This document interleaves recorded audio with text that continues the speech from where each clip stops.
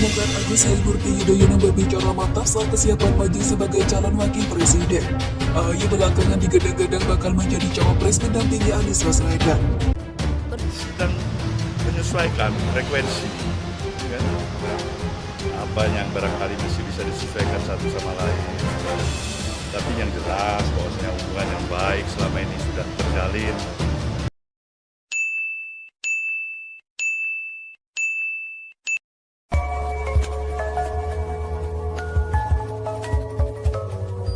Ketum Partai Demokrat Agus Harimurti Yudhoyono berbicara mantap soal kesiapan maju sebagai calon wakil presiden. AHY belakangan digadang-gadang bakal menjadi cawapres mendampingi Anies Baswedan. Sedang menyesuaikan frekuensi, kan? Apa yang barangkali masih bisa disesuaikan satu sama lain. Tapi yang jelas bahwasanya hubungan yang baik selama ini sudah terjalin, semakin memperkokoh semangat dan harapan kita bersama. Berarti AHY ya, pinter manuver AHY ya. Dia dekati Anies Baswedan, dia minta restu sama Surya Paloh. Jelas memang Surya Paloh lah yang akan menentukan sesungguhnya ya. Sepanjang Surya Paloh berkenan, maka AHY menjadi wakil presiden ya. Theoretically diserahkan kepada Anies, tapi faktanya atau praktiknya ya tetap Surya Paloh yang lebih menentukan, determinan ya. Sedang kita nominasikan, kita cari, kita utak-atik, kita lihat lagi, kita lihat tanda-tanda dan bahasa dari berbagai aspek yang memungkinkan hingga pasangan Pak Aniesnya seperti apa yang diharapkan oleh beliau lah. Kenapa? Ya saya pribadi tentu ingin terus mempersiapkan diri. Apapun tugas yang harus kami jalankan pada saatnya, apapun itu, dimanapun itu harus siap. Yang jelas sekarang kita fokus dulu saja bagaimana partai-partai kami tiga ini, Nasdem, Demokrat, dan PKS bisa semakin menyatu dalam arti tadi pikirannya, pandangannya. Kemudian kalau banyak yang bertanya, terus kapan? Nah, kapan ini tentu menunggu momentum. Pernyataan itu disampaikan AHY usai bertemu Paloh di Wisma Nusantara Gondang Dia, Jakarta. AHY memastikan dirinya siap menjalani tugas dalam keadaan apapun dan dimanapun. Mas AHY ini kan dukungan dari internal Mas AHY menjadi cawapres. Pak Anies kan terus menguat nih. Nah kemarin disebutkan juga kriteria Mas Anies soal cawapres. Optimis nggak Mas AHY terkait itu? Ya, kalau saya hanya ingin terus berprasangka baik terhadap apa yang terus kita semua ikhtiarkan, sambil terus mempersiapkan diri. Dinamika yang terjadi ya, kalau kita lihat, kalau kriterianya adalah harus dari partai koalisi, maka AHY adalah calon satu-satunya. Karena mungkin kalau diambil dari PKS, ya itulah nasib PKS, karena selalu kena yang namanya politik negatif campaign ya, blackmail.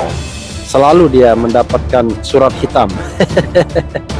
Jadi sehingga Anies pun khawatir tuh kalau dicalonkan oleh PKS, wakilnya PKS ya.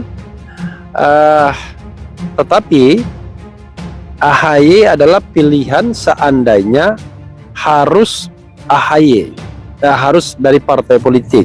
Tapi dari sini kelihatannya PKS selesai ya. Mudah-mudahan PKS tidak tersinggung dan tiba-tiba ambil tawaran istana yang dua menteri tadi. Gosipnya sekali lagi, karena terkesan sepertinya istana tidak menginginkan terbentuknya koalisi yang mengusung Anies Baswedan ini. Makanya dimusuhin Nasdem. Ada yang meminta agar kursi Nasdem ditarik ya, dikeluarkan. Nah kalau seandainya PKS tergoda rayuan itu, maka Nasdem out, kemudian PKS in, dan koalisi pun tidak jadi. Mudah-mudahan tidak terjadi, karena kita menginginkan a genuine presidential election. Kalau bisa dihilangkan presidential thresholdnya, tapi kalau memang tidak bisa karena memang tidak ada keinginan, minimal 3 pasangan calon bisa dikeluarkan. Di samping itu, AHY mengatakan saat ini Demokrat masih terus fokus memantapkan bekal poros koalisi bersama Nasdem dan PKS. Soal tanggal deklarasi koalisi, AHY menekankan ketiga pihak sedang menciptakan momennya. Dia memastikan koalisi yang nantinya terbentuk benar-benar solid. Terpanggil, ada keterpanggilan equal partnership, equal artinya semuanya memiliki derajat yang sama. Saya makanya hormat kepada beliau yang selalu menerima saya dengan baik. Begitu pula sebaliknya, begitu pula dengan PKS.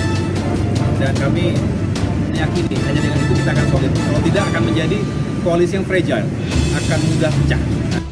Tiga partai ini saling berkomunikasi, saling menjajaki, kemudian juga saling merekatkan teman-teman agar ini benar-benar kompak menuju di 2024. Walaupun di awal-awal ini mulai ada diskusi yang cukup menarik mengenai calon wakil presiden.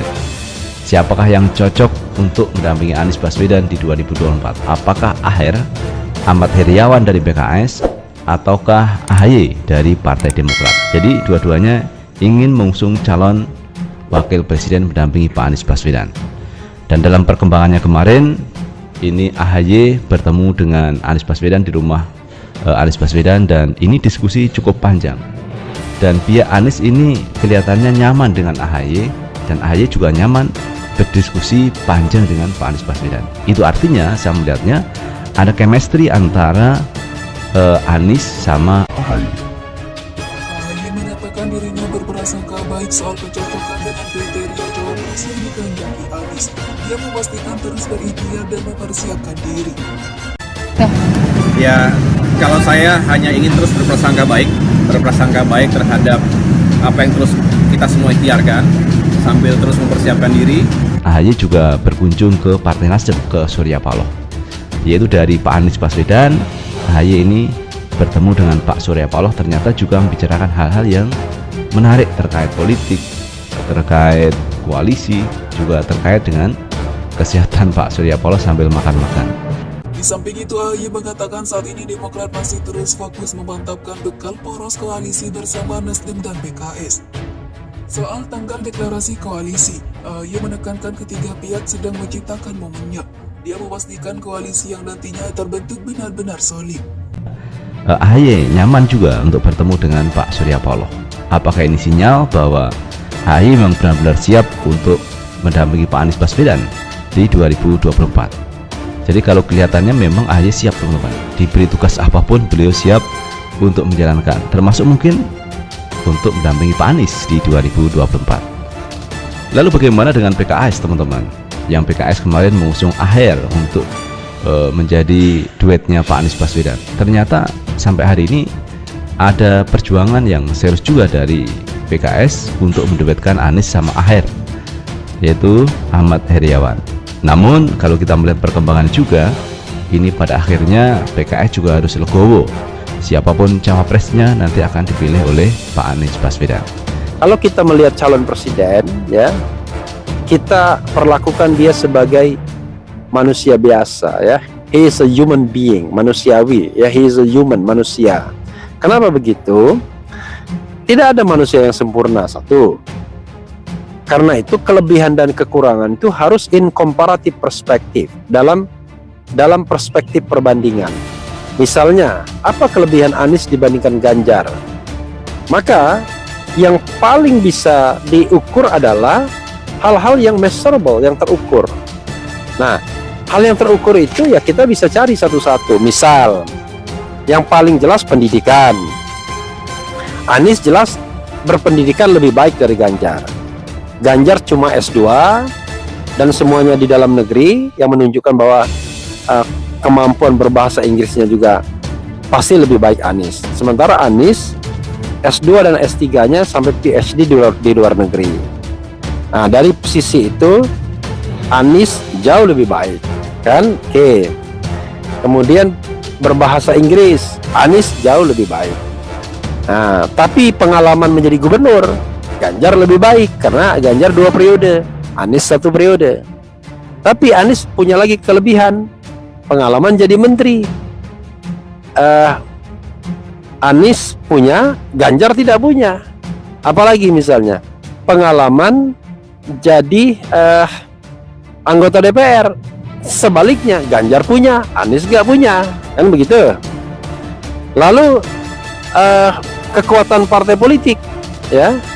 Ganjar punya real PDIP asal didukung oleh PDIP, tapi Anies tidak punya. Jadi kalau kita mau membandingkan, bandingkanlah hal-hal yang sifatnya objektif, measurable, terukur. Nah, nanti kalau subjektif, misalnya keberhasilan memimpin daerah dan lain sebagainya, itu harus betul-betul dikuantifikasi secara benar dengan basis yang sama.